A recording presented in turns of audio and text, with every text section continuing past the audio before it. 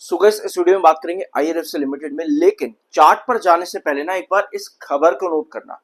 कल आपके पास न्यूज आती है, डोनाल्ड ट्रंप कहता है कि अब स्टेट ऑफ हॉर्मुज खुल चुका है हमेशा के लिए, चाइना खुश रहेगा, सब खुश रहेंगे, पूरी दुनिया के लिए स्टेट ऑफ हॉर्मुज मैंने खोल दिया है और स्टेट ऑफ ईरान का नाम भी उसको दे दिया। तो ये एक पॉजिटिविटी मार्केट के अंदर क्रिएट करता है। लेकिन आज सुबह उठते ही ईरान के बोल फिर से बदल गए हैं। समझ रहे इस चीज को? यूएस ईरान टॉक्स में सी short term truce first, full peace deal in 60 days. यहां पर बात ये हो रही है कि अभी थोड़े टाइम के लिए इनके बीच में सीज फायर हो सकता है, जो कि चल ही रहा है ऑलरेडी, और शांति हो सकती है कुछ समय के लिए इनके बीच में। ठीक है, इसके बाद ये कह रहे हैं कि जो पूरा पीस है ना इनके बीच में, वो होगा 60 दिनों के बाद में या उसके अंदर अंदर। अब इस बीच में ईरान क्या कहता है? ईरान कहता है कि डोनाल्ड ट्रंप ने कितने सारे स्टेटमेंट दिए हैं, उसमें से 7 स्टेटमेंट फॉल्स है, मतलब झूठे हैं। झूठे स्टेटमेंट दिए डोनाल्ड ट्रंप ने, ये कहता है ईरान कहता है स्टेट ऑफ हॉर्मुज हम बंद कर देंगे एक बार फिर से, अगर यूएस अपनी नेवी वहां से नहीं हटाता, यूएस अपना ब्लॉकेड वहां से नहीं हटाता, तो ईरान कह रहा है कि हम फिर से स्टेट ऑफ हॉर्मुज बंद कर देंगे। तो ये मार्केट में एक थोड़ा सा ना, मतलब इनकंसिस्टेंसी है, बहुत चीजें पलट रही हैं बार बार। तो ऐसे में मैंने आपको क्या बोला कि अभी हम चार्ट पर आएंगे, पहले इस अपडेट को जानो, क्योंकि लास्ट सेशन आईआरएफसी लिमिटेड ने ना एक बड़ी कैंडल ड्रॉ करी है। ये कैंडल वैसे सेल ऑफ की है, वैसे ये कैंडल सेल ऑफ की है। अच्छी चीज ये है कि आप 103 103 जो कि हमारा सबसे ऊपर का रिजेक्शन था, आपके 82 के बेस के बाद में, 82 के बेस के बाद में जो हमारा सबसे ऊपर का रिजेक्शन था 103, उसके ऊपर स्टॉक ने क्लोजिंग दी, जो कि एक अच्छी कैंडल है। अगर हम टेक्निकल पॉइंट ऑफ व्यू से देखें, फाइनली लास्ट सेशंस में आपका 7 ईएमए 21 ईएमए के ऊपर क्रॉस किया है। ये कैंडल क्या इंडिकेट करती है? इस तरह की कैंडल आपको मिलती है ना जब भी, और मार्केट में इनकंसिस्टेंसी हो, तो मुझे पर्सनल लगता है कि आपके पास ना कुछ इस तरीके से कैंडल बनती देखने को मिल सकती है कमिंग सेशन के अंदर, जहां पर थोड़ी सी आपको गैप डाउन ओपनिंग देखने को मिले, एंड देन आपको वापस से तेजी कंटिन्यू होती देखने को मिले। ये मेरा ओपिनियन है कि शायद हमको इस तरह की पोजीशन देखने को मिल सकती है कमिंग वीक के पहले सेशन के अंदर। अब अगर हम इस चार्ट को थोड़ा सा जूम आउट करेंगे, तो हमको ये देखना है अब कि 103 जिसके ऊपर आईआरएफसी लिमिटेड ने लास्ट सेशन क्लोजिंग दी है, क्योंकि ये क्रूशियल रिजेक्शन था। अब हमारे पास नेक्स्ट पॉइंट्स क्या बनते हैं?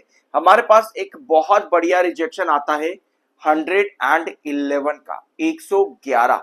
ये है आपके आईआरएफसी लिमिटेड का नेक्स्ट पोजीशन, मोस्ट प्रोबेबली जो हमको देखने को मिल सकता है शायद आने वाले हफ्ते के अंदर।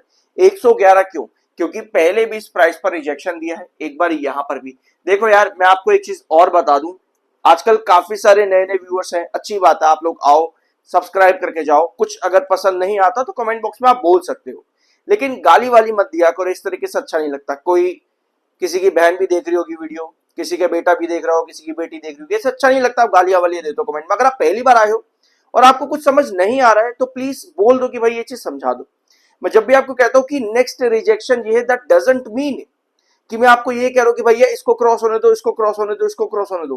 दैट मीन्स कि आपको ये मालूम होना चाहिए कि अगर ये ब्रेक होता है तो नेक्स्ट ब्रेक क्या होगा। समझ लो इस चीज को। आईआरएफसी लिमिटेड में अगर आपने 200 पर एंट्री करके रखी है, तो बहुत बड़ी गलती इन्वेस्टर्स ने उस समय करी। जरूरी नहीं है कि वो गलती बार बार एक इन्वेस्टर करता चला जाए। इसका मतलब ये होता है कि नेक्स्ट रिजेक्शन आने दो, नेक्स्ट रिजेक्शन आने दो। दैट मीन्स कि अगर मैंने आईआरएफसी में 85 86 के आसपास अगर एंट्री करी हुई है आईआरएफसी के अंदर, तो मुझको ये मालूम होना चाहिए कि भैया नेक्स्ट टारगेट मेरा क्या हो सकता है, उसके बाद मेरा टारगेट क्या है। अगर मुझको ये मालूम नहीं होगा और मैं मार्केट की वॉलेटिलिटी को भी नहीं समझता, तो पता चले भैया मार्केट वॉलेटाइल हो गया और ये रिजेक्शन खड़ा हुआ है यहां पर, और भैया मैं वापस से गिर रहा हूं, जो मैंने कमाया वो भी मैंने खो दिया। ये गलतियां ना हो, इस वजह से मैं डिस्कस करता हूं आप लोगों के साथ में कि नेक्स्ट रिजेक्शन क्या होगा, ताकि हम चीजों को अच्छी तरीके से समझ सके। ऑल दो लॉन्ग टर्म की जब बात आती है, तो हमारा अल्टीमेट गोल क्या होता है भैया? लॉन्ग टर्म बात करते हैं, लोग कहते हैं कि भैया आंखें बंद करके बैठ जाओ और ये हो जाएगा, 200 हो जाएगा, 150 हो जाएगा, इतना हो जाएगा। लॉन्ग टर्म के अंदर हम उस तरीके से बात करते हैं कि हाँ भाई इतनी पॉसिबिलिटी है, बट शॉर्ट टर्म्स के अंदर हमेशा आपको मार्केट वॉलेटिलिटी देखनी होती है। अगर आपका मार्केट स्मूथ है ना, तो 111 जो आपका नेक्स्ट रिजेक्शन आता है भैया ये भी क्रॉस करेगा अगर आपका मार्केट स्मूथ है तो।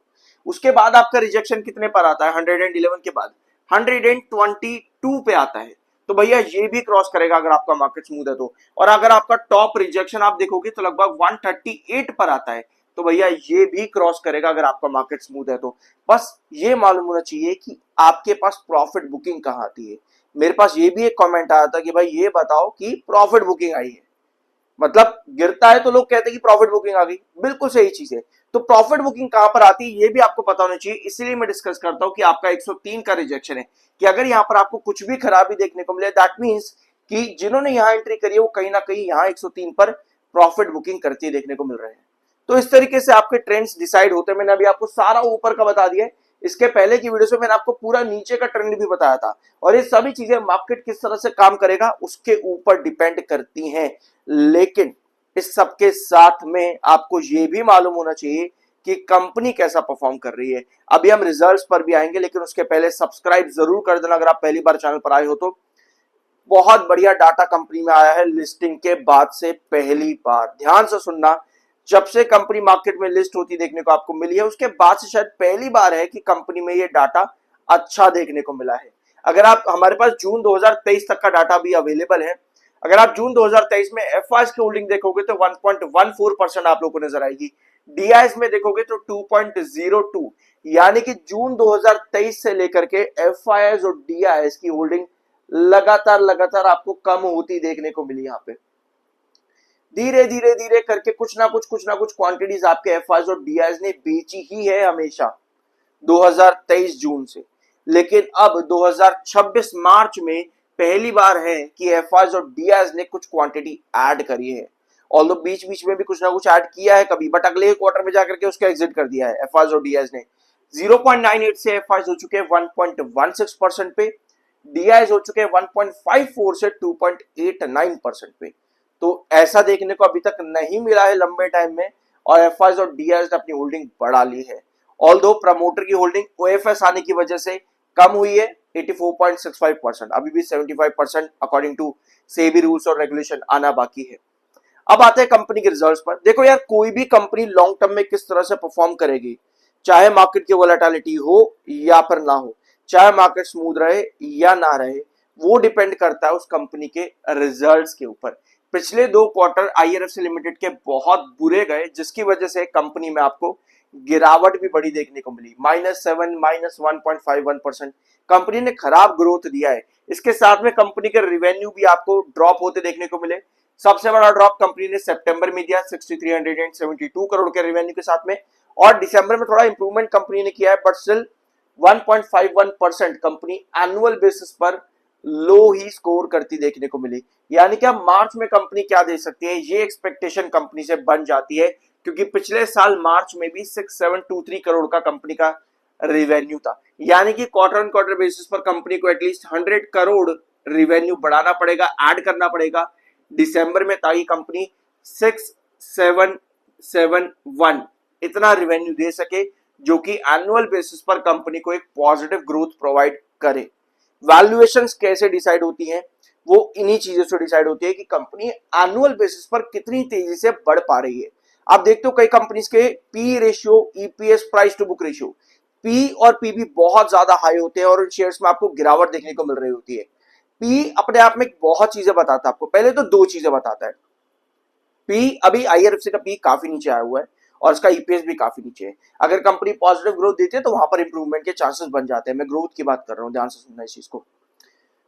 अभी मैंने बोला कि हाँ, कंपनी, किसी भी कंपनी के पी 2 चीज आपको बताते हैं। अगर आपका पी 100 को क्रॉस कर रहा है, 80s 90s को क्रॉस कर रहा है, और उसका ईपीएस नीचे, दैट मींस कि कंपनी ओवर वैल्यूड है। बट हमेशा ऐसा नहीं होता। अगर कंपनी का पी बहुत ज्यादा हाई है और स्टॉक तब भी कई बार बढ़ता है, 100 120 400 के पी पर भी बढ़ रहा होता है, इसका मतलब यह है कि कंपनी से कई बार डिमांड भी ज्यादा होती है। अब डिमांड और एक्सपेक्टेशंस, ये 2 चीजें एक ही है वैसे तो, डिमांड और एक्सपेक्टेशन। अगर कंपनी का पी हाई है और कंपनी से डिमांड और एक्सपेक्टेशन भी ज्यादा, और कंपनी उसके अकॉर्डिंग काम भी कर रही है, इस तरह का नहीं, एक पॉजिटिव ग्रोथ पे, दैट मींस कि वहां पर कंपनी अच्छा परफॉर्म कर रही है, उसकी वैल्यूएशन बढ़ सकती है डिस्पाइट इसके कि उसका पी हाई है। तो पी ईपीएस 2 चीजें आपको बताते हैं, और आईआरएफसी का पी अभी काफी नीचे है और ईपीएस भी काफी नीचे आया हुआ है। अगर कंपनी पॉजिटिव ग्रोथ देती है तो इसके अंदर वैल्यूएशन बढ़ने के चांसेस काफी ज्यादा बन जाते हैं। 72.8 पर एमएफआई जो कि थोड़ा सा बेरिश है, 60.8 पर आपका आरएसआई है। तो ये था आज का वीडियो IRFC लिमिटेड। होप यहाँ आपको कुछ नया जानने को मिला होगा। सब्सक्राइब जरूर करना, और कुछ ना पसंद आया करे ना कभी भी तो कमेंट बॉक्स में बताया करो कि यार ये चीज गलत है, देखो ये ऐसे होता है वैसे होता है। तो इस तरीके से अगर कमेंट करोगे तो एक हेल्दी कॉन्वर्सेशन बनता है। होप यहाँ पर आपको कुछ नया जानने को मिला। सब्सक्राइब जरूर करना। मिलता अगले वीडियो में।